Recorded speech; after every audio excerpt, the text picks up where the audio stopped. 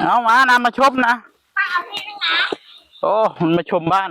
เด็กค่อยๆเราจะเอาครัวน้อยมาอยู่เนี่ยเอาญาติมาดู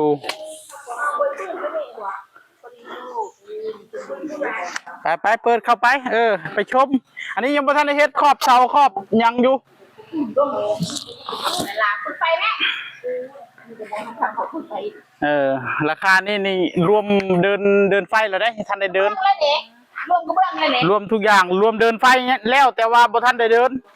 ซื้อไว้แล้วไปทำให้ยายหน่อยบ้านหน่อย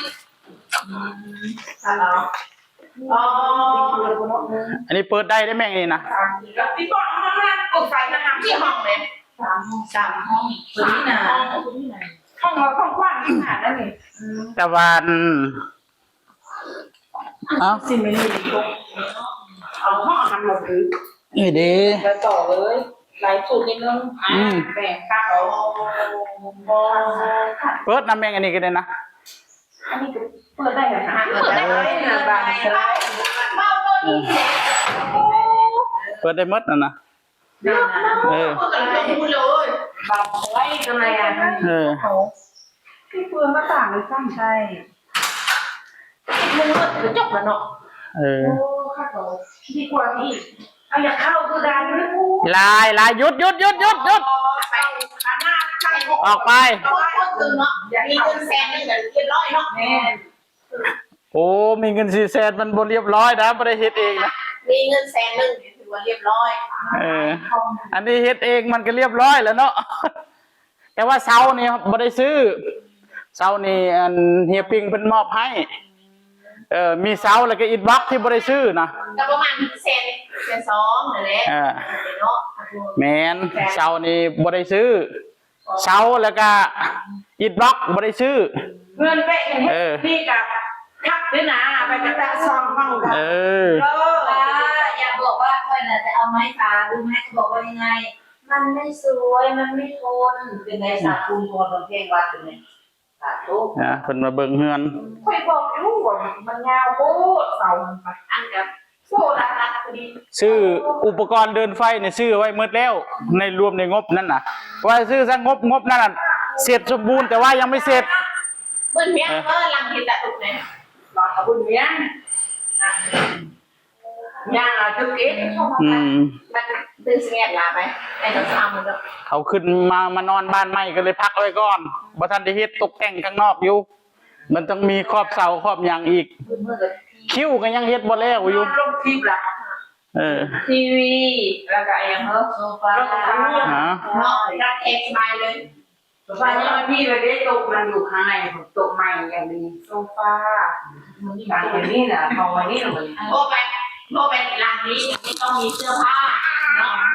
มีนะให้เพิ่นยกตู้นำมาก็ได้บ่แล้วนะตู้มาวางไว้นี่เสื้อกาเสื้อผ้าเสื้อผ้านี่เฉพาะแจงกรีเนี่ยลั่งเฉพาะแจงกรีเนี่ยบอกว่างไปเจอจน7-8 ปีเยอะน้องมีพระถ้าให้มันแล้วจังมาเบิ่งอีกเทื่อนึงทันได้แล้วอยู่เหลือตัวครอบเสามันยังบ่ทันได้แล้วอยู่เลยตัวครอบเสานี่ยังบ่ทันได้ใส่คิ้วข้างเทิงก็ยังบ่แล้วอยู่มันจะมีตัวครอบอยู่มีเนาะยังโป่งมันจะงามคนตกแต่งเลย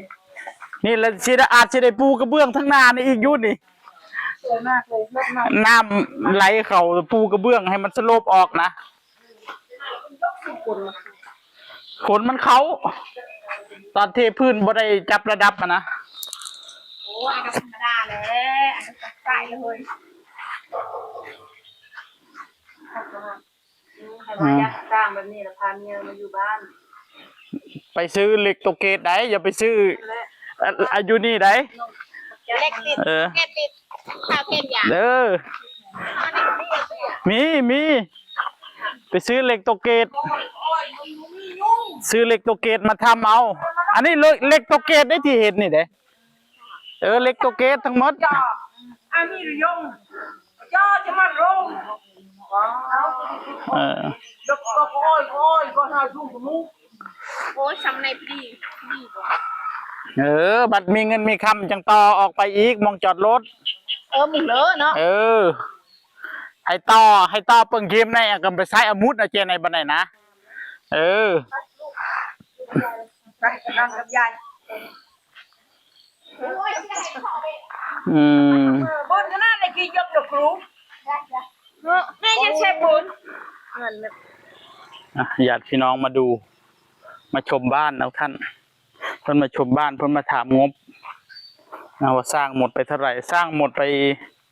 82,000-83,000ไม่รวมอิฐบล็อกของพิรัตแล้วก็ไม่รวมเสาแต่ไม่รวมเสาเหล็กของเฮียปิงนะท่านนะครับถ้ารวมเสากับรวมอิฐบล็อกของพิรัตก็น่าจะประมาณ100,000กว่านะน่าจะอยู่ที่ราวๆประมาณ100,000นิดๆนะเพราะว่าเสาเหล็กเนี่ยถ้าเราไปซื้อเนี่ยแพงนะท่าน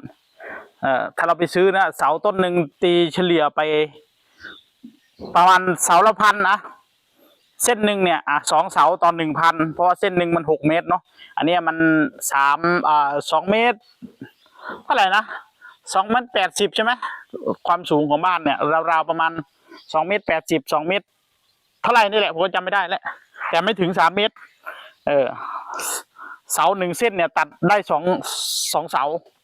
นะเหล็กเสา1 เส้นเนี่ยตัดได้2 เสานะครับก็ใครที่ผ่านไปผ่านมาอยากจะดูตัวอย่างเอาไปทำตามก็สามารถทำได้เด้อพี่น้องเอ้ยนะรูปแบบบ้านที่ไม่เปลืองงบมากเท่าไหร่แต่ว่าต้องเป็นช่างนะต้องเป็นช่างทำเองแล้วก็ไปซื้อเหล็กตกเกรดมาทำซื้อเหล็กถ้าใครจะทำบ้านประมาณนี้นะให้ไปซื้อเลยให้ไปซื้อเหล็กเอาไว้เลยประมาณ14,000-15,000ประมาณ10,000นะประมาณ14,000-15,000ก็โอเคแล้วนะท่านผมก็ดันดินได้สักนิดนึงนะท่านก็พักก่อนนะพอมันค่ำแล้วนะเดี๋ยวค่อยดันวันละนิดวันละหน่อยเอาฝากไว้เท่านี้ทุกท่านสวัสดีครับ